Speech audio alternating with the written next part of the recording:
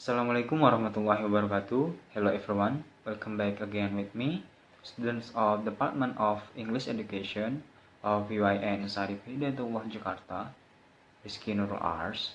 So in this video, like the previous one, as again I would like to make a review from 10 articles that I've read before. So if you wonder and ask me about why do I have to make this one, to make a review articles, novels, and textbooks. Actually, this video is my assignment to fulfill extensive reading task. So okay, let's go back to our topic today. Like the title, I'm going to review 10 articles about learning and teaching in English and language. So let's check it out. Bismillahirrahmanirrahim.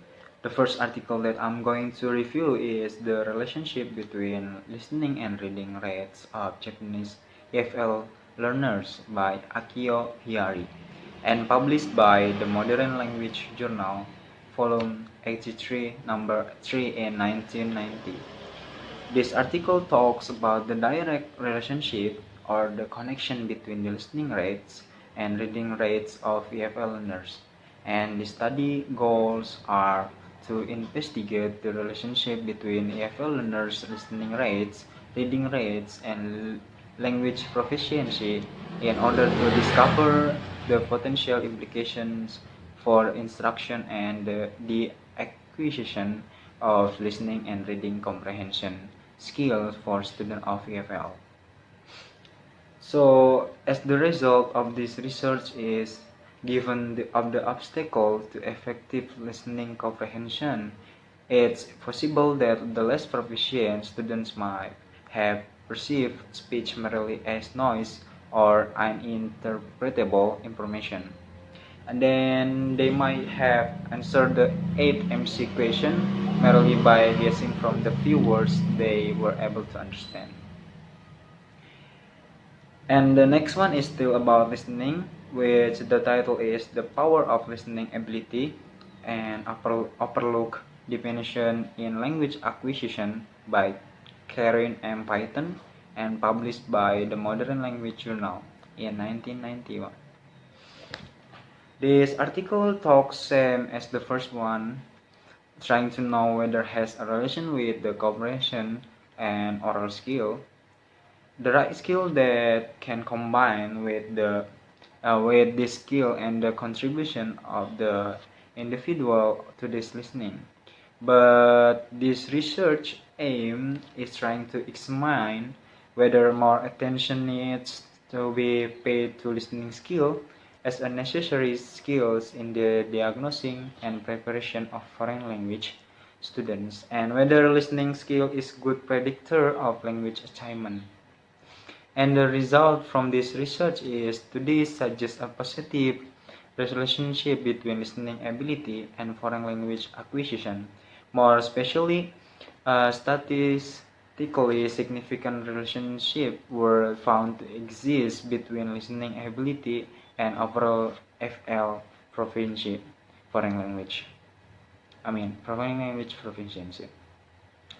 Between listening ability and foreign language listening comprehension skill, and between listening ability and foreign language oral proficiency skill.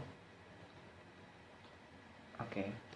The next article I'm going to review is Revisiting Academics' Belief About Teaching and Learning by Catherine Samuel-Lewis and John D. Payne.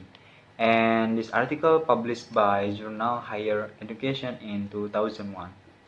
Like the previous article, besides the EFL should improve their listening or oral proficiency skills, they need to know too about learning method that they are going to learn or they are going to use. Without methods, they will be difficult in learning or master listening ability. This research is type of experimental. It's proof. The article has method, procedure, and analysis. And the result from the research, the article is describe the view and thinking about teaching and learning, from academic representing in different disciplines. So this article is to evaluate the generality of the belief, orientation, and dimensions.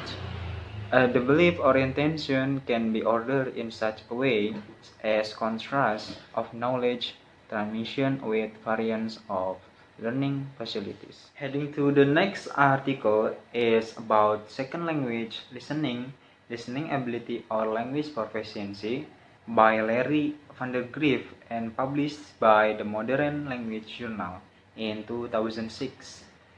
And this article has same topic as the previous one, to find out how EFL can improve listening ability.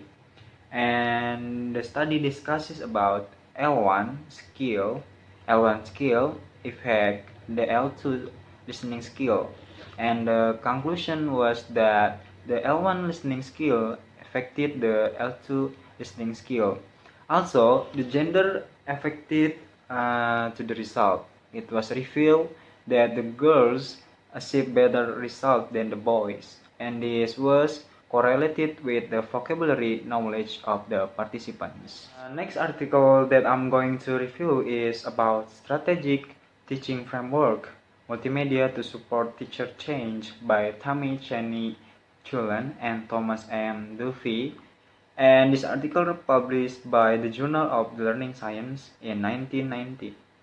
So we know that EFL needs to know or to have methods of learning as the previous article, and a strategic of learning or DFL need to know the multimedia or tools to improve their listening ability. So the study aim to know the effect of strategic teaching framework, a multimedia-based application, in helping teacher enhance their ability or helping students' ability in teaching mathematics in constructivist classes. And the conclusion is the effect of STF, or the title of this article is may vary according to the teacher themselves. The technique that introduced in helping teacher teach constructivist classes may not be an exact measure of teachers' fundamental change in teaching. That was from the reactive to the facilitative teaching. Okay, the next article that I'm going to review is quite different topic from the previous articles. The title is Teaching Spanish as a Foreign Language in Belgrade, Yugoslavia, A Need to Overcome to the Old Ways by Jelena M. Savic, and this article published by Hispania in 1997. This article is a description of the condition of Spanish language teaching in Belgrade, Yugoslavia. The research is experience conveyed that the basic principles of efficient language teaching that was understood by the language instructors still needed training in regular basis in order to be applied. The lack of support from the academic community might cause this problem. Why I choose this article? Because I a little bit like a Spanish language, because I want to go there actually. The next article is still different one. It is Social Interactional and Sociolinguistic Rules by Ellen D. Grimshaw, and this article published by Oxford Journals in 1980. Why I review this article is it always hard to show the difference between social interaction rules and sociolinguistic rules. However, the writer insists that communication has certain regulating components that would be addressed to one of those two different rules. Thus, they could be differentiated, and the journal intends to show a tentative insight about the intercultural universality in social interactions. The study shows that people have a wide line in making requests regarding the directness of the requests. In the other hand, people also in a common sense like requesting have a wide line in greetings, which expresses in social intercourses occurring conditions and feelings subsequent to the utterance. Next article is about language ideology issues and approaches by Catherine Woolrath and published by Pragmatics. And the article discusses about the nature of the term ideology by stating that the discourse uses the term because it would mean the social origin of thought. Despite of the different definition varieties which are known about the scholars or among the scholars, and the results of this research, the writer says that this discourse is open for advanced studies in order to build more systematic and grounded approach of language ideology. To sum this up, this article discusses about the initial acknowledgement regarding to language ideology, which contains many kind of arguments of the facets that build the language ideology and the variety of field which the language ideology could discuss on. Next article that I'm going to review is like the first and second article that I've talked before.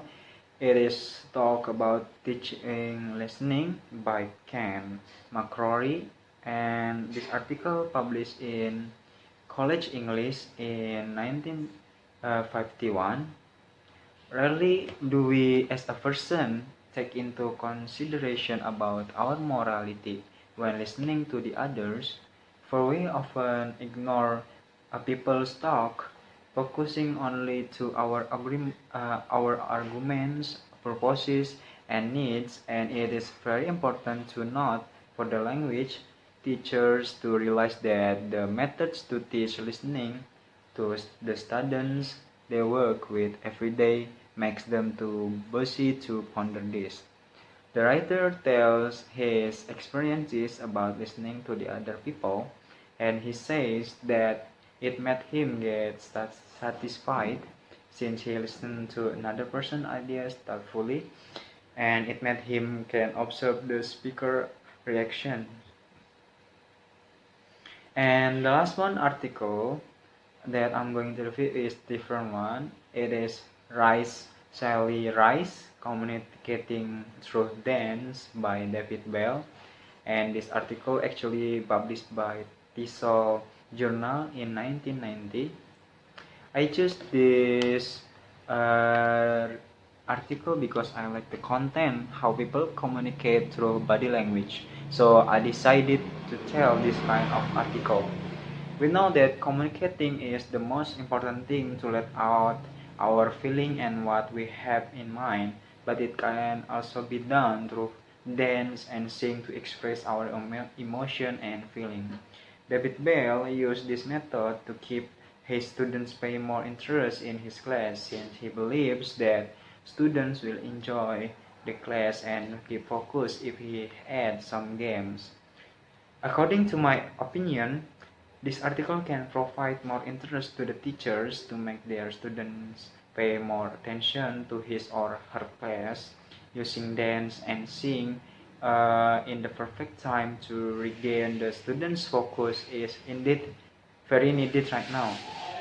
Knowing that almost all students can't focus in 2 hours straight in the class because it makes them bored. So that's enough from me. Thank you very much. Wassalamualaikum warahmatullahi wabarakatuh.